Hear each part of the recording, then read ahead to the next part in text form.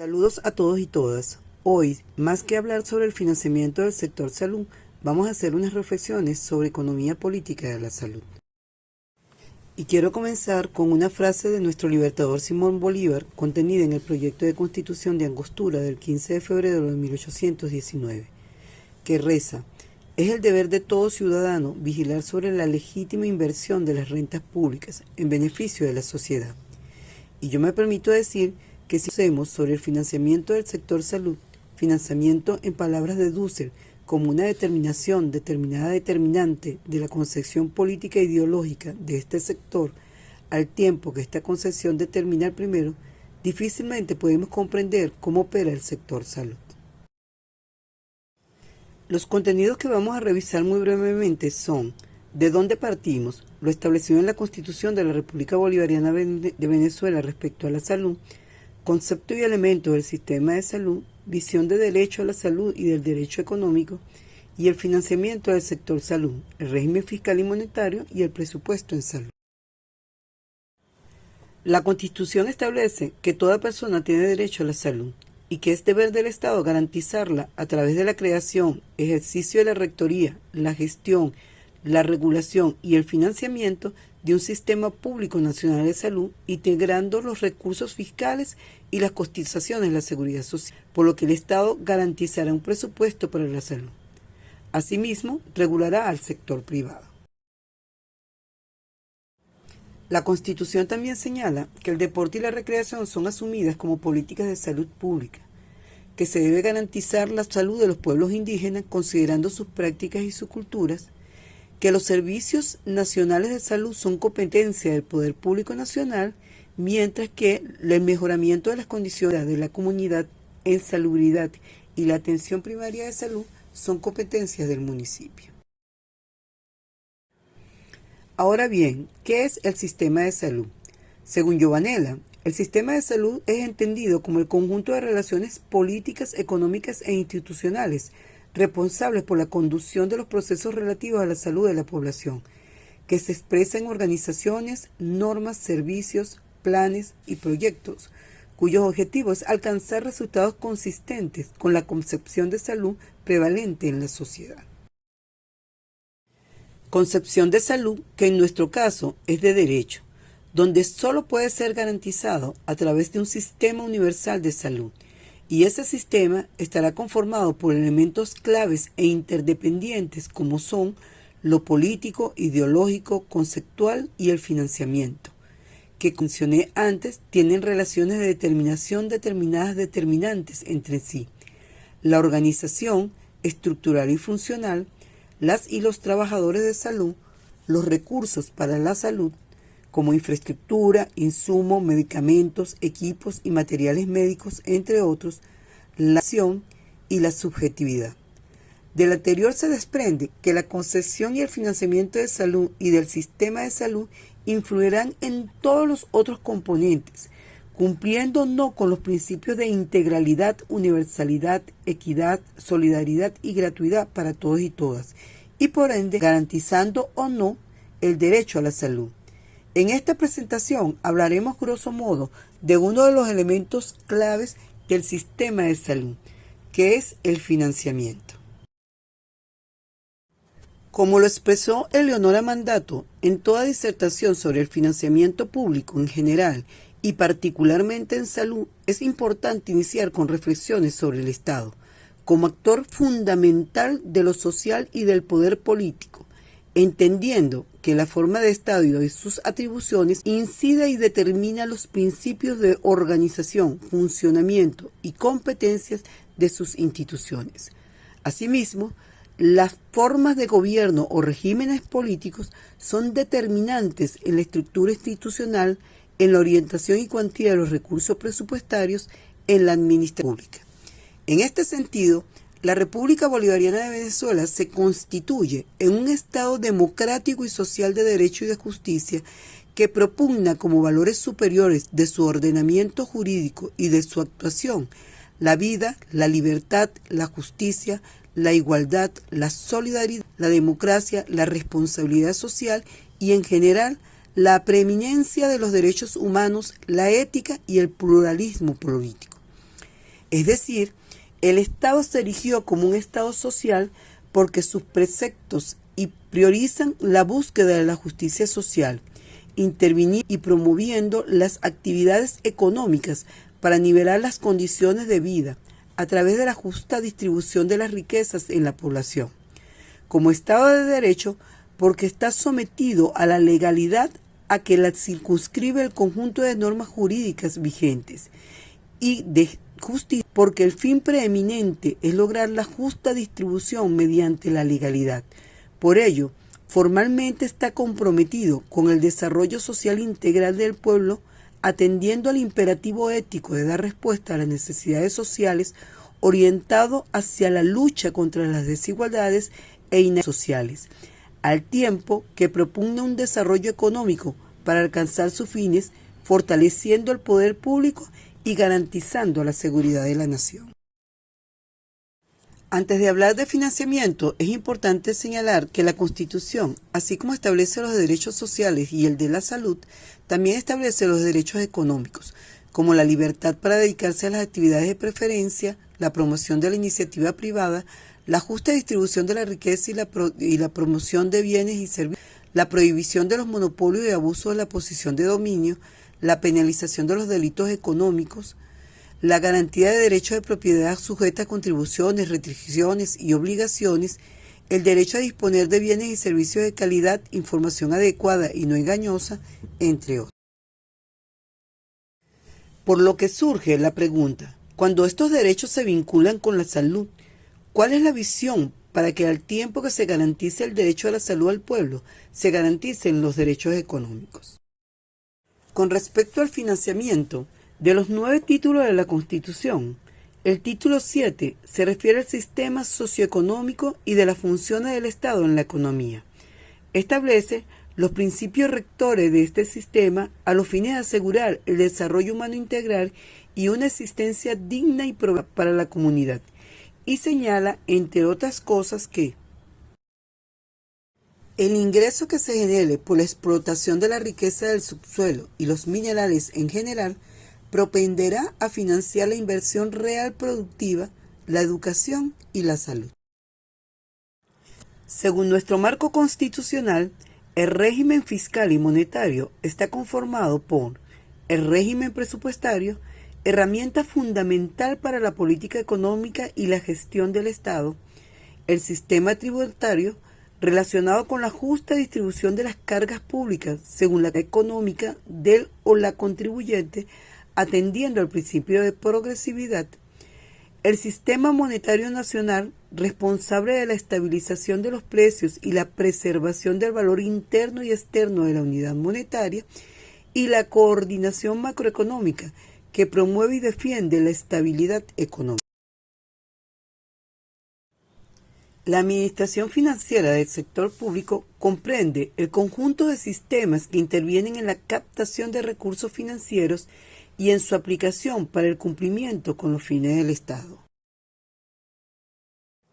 El sistema financiero está conformado por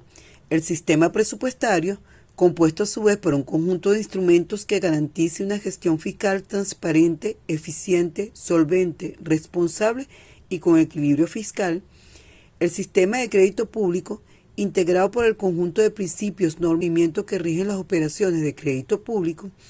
El sistema de tesorería, integrado por el conjunto de principios, normas, órganos y procedimientos que rigen la gestión financiera del Tesoro Nacional y la prestación del servicio de tesorería.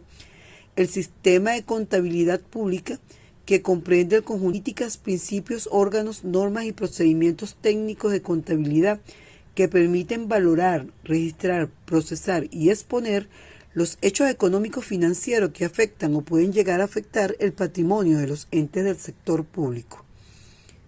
El sistema de control interno, que comprende también de normas, órganos y procedimientos de control integrados a los procedimientos de administración financiera y la auditoría interna, que tiene por objeto asegurar el acatamiento de las normas legales, salvaguardar los recursos y bienes que integran el patrimonio único, asegurar la obtención de información activa financiera y operativa útil, confiable y oportuna para la toma de decisiones y promover la eficiencia de las operaciones, logrando el cumplimiento de los planes, programas y presupuestos y garantizando la rendición de cuentas. La coordinación macroeconómica, que promueve y defiende la estabilidad económica, evitando la vulnerabilidad de la economía y velando por la estabilidad monetaria y de precios para asegurar el bienestar, así como también el sistema tributario y aduanero y el sistema de administración de bienes. Además de nuestro marco constitucional, estos subsistemas se rigen por un conjunto de instrumentos jurídicos como la Ley de Administración Financiera del Sector Público, la Ley Orgánica de Contraloría General de la República, la Ley Orgánica de Administración Pública, el conjunto de reglamentos que se desprende de la Ley de Administración Financiera del Sector Público como el reglamento número 4 relacionado con la administración financiera, el número 3 relacionado con la tesorería, el número 1 relacionado con el presupuesto, la ley orgánica de presupuesto, el clasificador presupuestario de recursos y egresos, entre otros. Solo a manera de aproximación teórica, veremos brevemente el sistema tributario y el sistema presupuestario para intentar acercarnos al financiamiento del sector salud y lo que considero las reflexiones por hacer para la creación del Sistema Público Nacional de Salud. El sistema tributario es el conjunto de normas y organismos que rigen la fiscalización, control y recaudación de los tributos de un Estado en una época o periodo determinado, en forma lógica, coherente y armónicamente relacionado entre sí. La Constitución establece que el sistema tributario procura la justa distribución de las cargas públicas según la capacidad contributiva de los contribuyentes, de acuerdo con los principios de generalidad, progresividad, legalidad, no confiscatoriedad y la prohibición de obligaciones pagadas por servicios personales. Y ordena que el sistema tributario se sustente en el principio de eficiencia con la finalidad de elevar la calidad de vida de la población y proteger la economía nacional. Los tributos se clasifican en impuestos, tasas y contribuciones. Los impuestos son una parte de la renta del ciudadano que el Estado percibe con el fin de proporcionarse los medios necesarios para la producción de los servicios públicos generales. Se caracteriza porque el Estado lo fija unilateralmente, limitan el poder de compra del consumidor y se destinan sin ninguna especificación a cubrir la satisfacción de necesidades colectivas o a cubrir los gastos generales del Estado. Los efectos de los impuestos son la redistribución del ingreso en favor de un sector o grupo social, mejorar la eficiencia económica si se puede corregir ciertas fallas del mercado,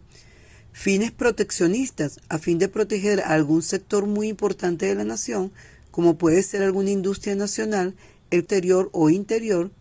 el fomento y desarrollo económico, y fines fiscales obteniendo recursos que el sector público necesita para cubrir las necesidades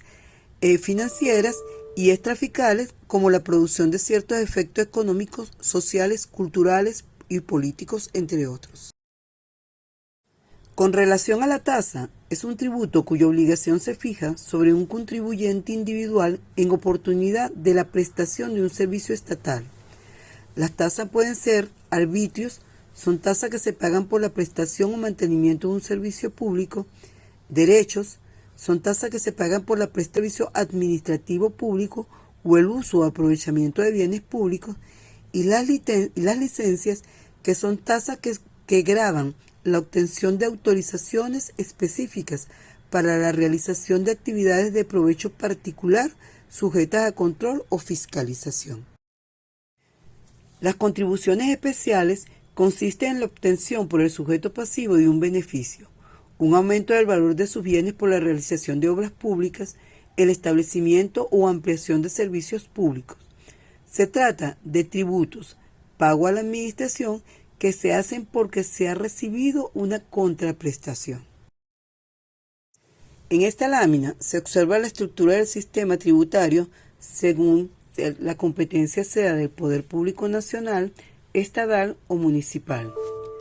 Se observa que el Poder Público Nacional tiene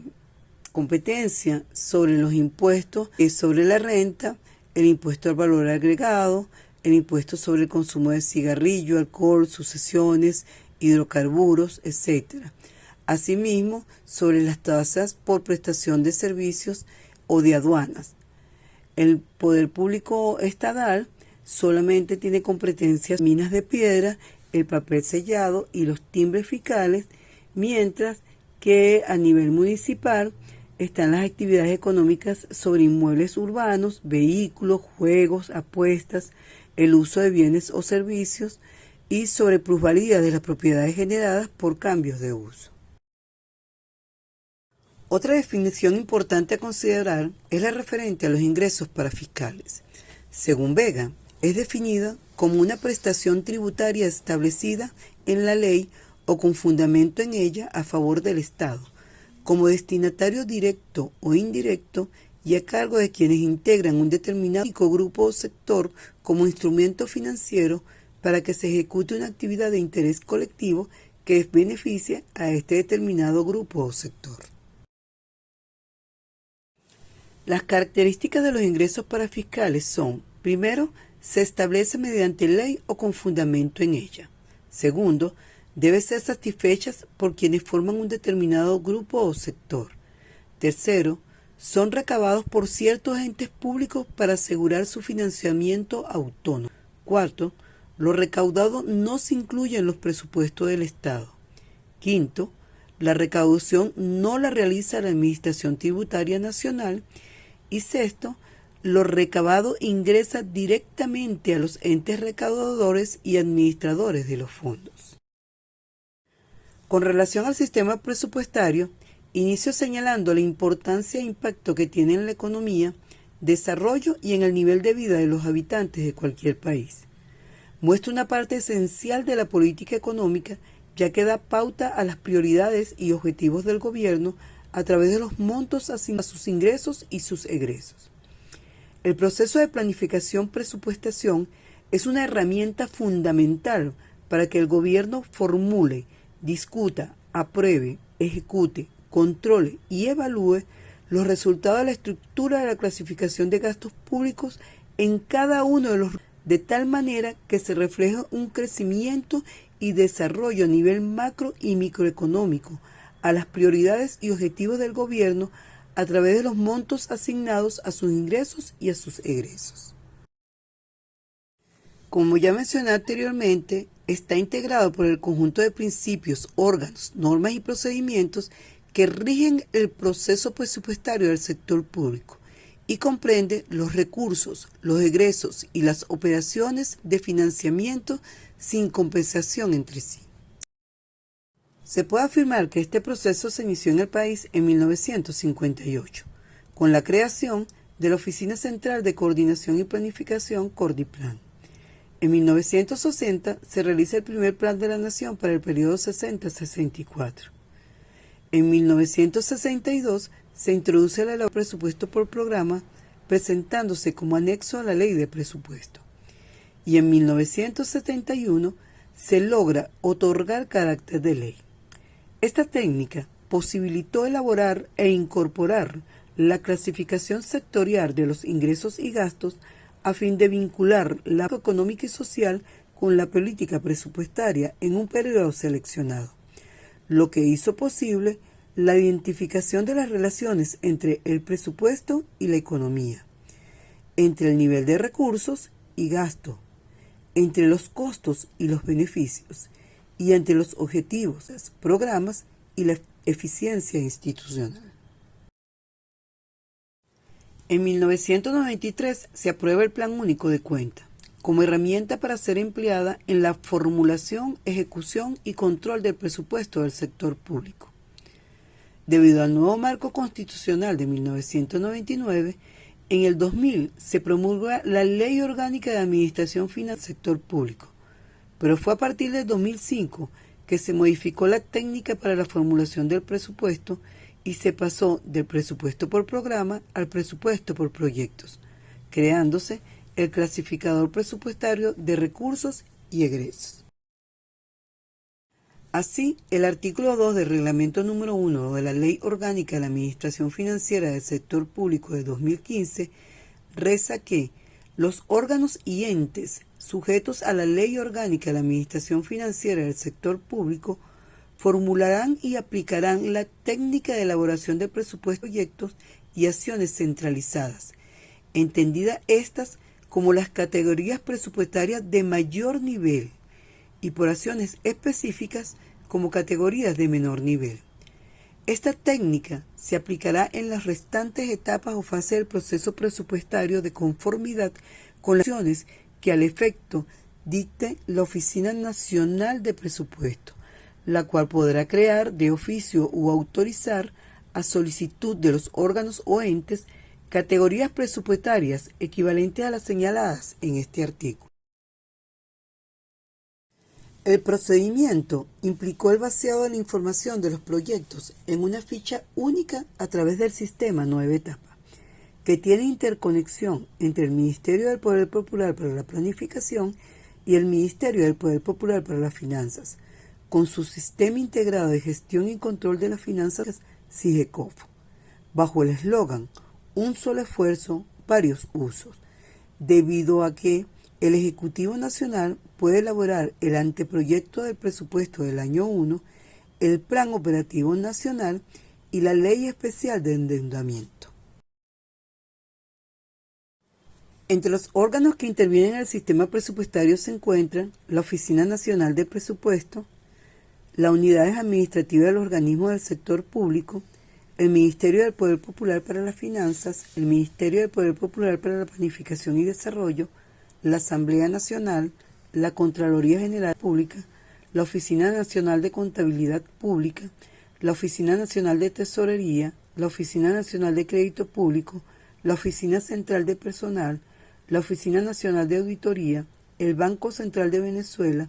el Sistema Presupuestario y otros organismos. Tal como lo establece la ley, el régimen presupuestario conlleva el diseño de una serie de instrumentos que serán sometidos a la aprobación por parte de la Asamblea Nacional para su posterior implementación, seguimiento y evaluación a través del establecimiento de objetivos, acciones, resultados y metas que conlleven a alcanzar los fines del Estado. Estos instrumentos son el marco plurianual para la formulación presupuestaria, que establece los límites máximos de gastos y endeudamiento de acuerdo con el tamaño de la economía, la inversión reproductiva y la capacidad de generar ingresos para cubrir el servicio de la deuda pública. La Ley Especial de Endeudamiento para las operaciones de crédito,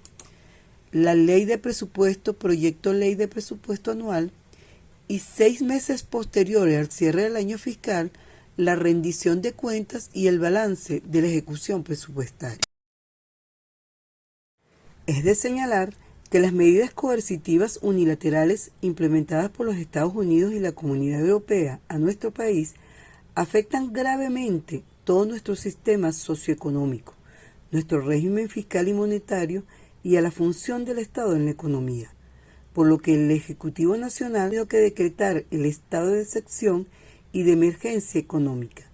adoptando facultades especiales para enfrentar esta situación fuera de lo común, que no puede afrontarse a través de los mecanismos normales. Presentados de manera breve y muy resumida los sistemas tributarios y presupuestarios, señalaré cómo operan estos en el sector salud, para lo cual intentaré hacer un ejercicio partiendo de la premisa basada en los planteamientos de Omar Guerrero para definir la administración pública. Este autor señala que la administración pública es la actividad del Estado, el Estado en actividad o la actividad organizadora del Estado y la sociedad, la cual se podría considerar en dos grandes componentes. Una, su organización o la anatomía de la administración pública, y dos, su aspecto dinámico, el funcionamiento o la fisiología de la administración pública. Siendo así, diría que un tercer componente es la administración financiera del sector público como el flujo sanguíneo de esa administración, y que todo ello se expresa en 3 instrumentos jurídicos: la Ley Orgánica de la Administración Pública, el Decreto sobre la Organización General de la Administración Pública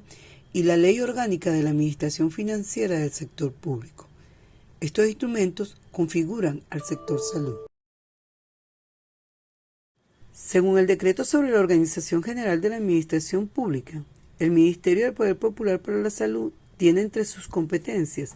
la salud humana integral, el Sistema Público Nacional de Salud, la Contraloría Sanitaria, los insumos, medicamentos y productos biológicos para la salud, los servicios que tengan relación con la salud humana, la regulación y el control del ejercicio de los profesionales relacionados con la salud en forma privada o pública y la regulación y fiscalización de las clínicas privadas. Desde el punto de vista estructural, el Ministerio del Poder Popular para la Salud se ha constituido en 11 direcciones de apoyo, 5 viceministerios o direcciones sustantivas, 21 entes adscritos, 9 estados centralizados y 15 estados descentralizados. Asimismo, se han constituido otros entes de la administración pública para prestar atención en salud, siendo que el sector público de salud está conformado por un conjunto de regímenes prestacionales de salud con múltiples normas, poblaciones objetivos y coberturas diferentes, como se observa en esta lámina. ¿Cómo se financian estas instituciones?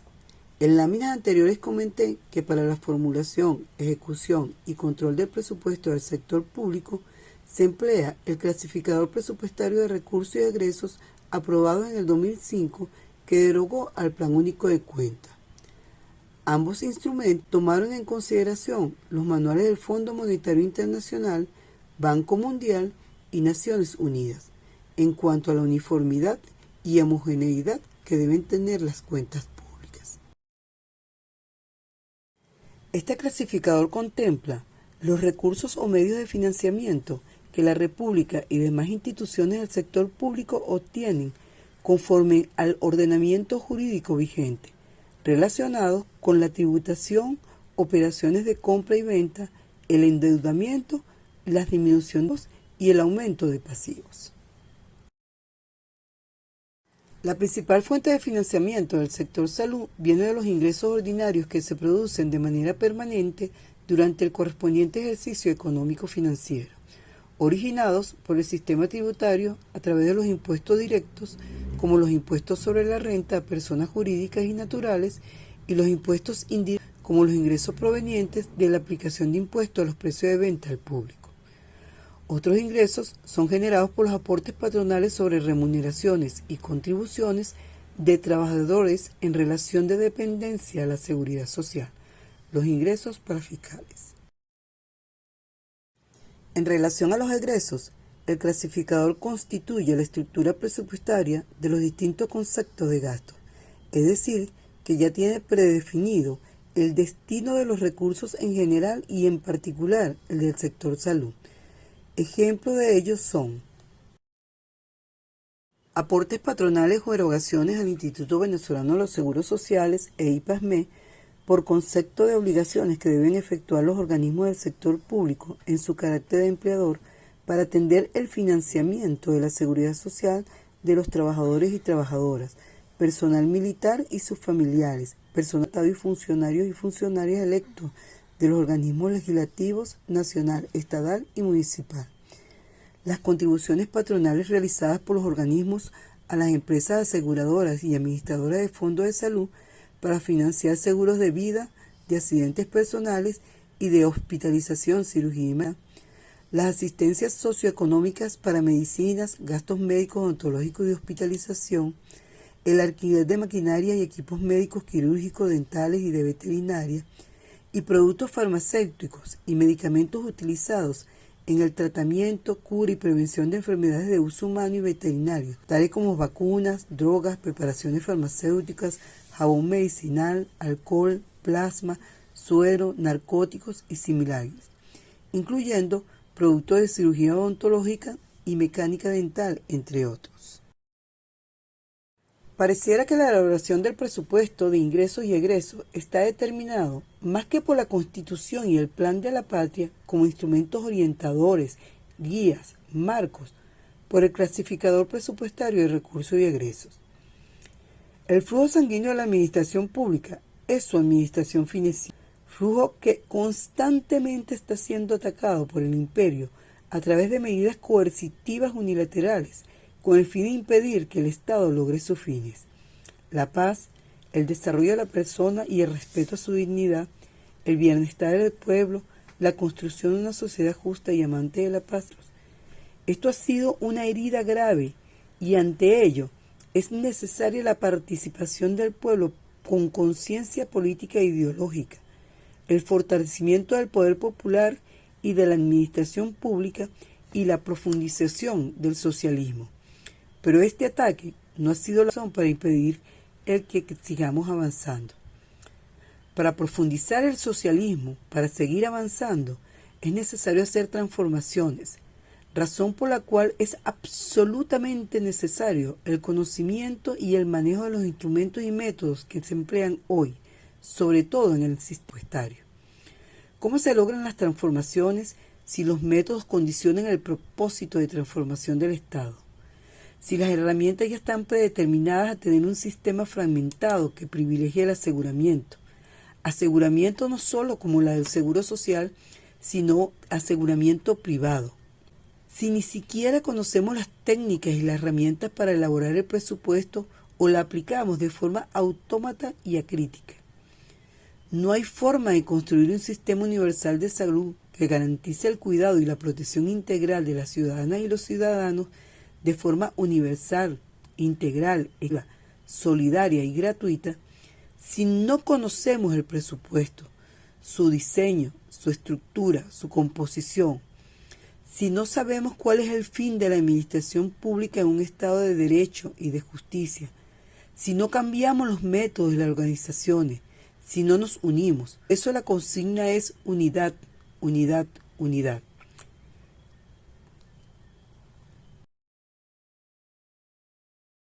Para terminar, quiero citar a Mario Benedetti. Cuando creíamos que teníamos todas las respuestas, de pronto cambiaron todas las preguntas. Allí algunas bibliografías consultadas y otras que voy a proporcionar para la plataforma. Y bueno, muchas gracias por su atención.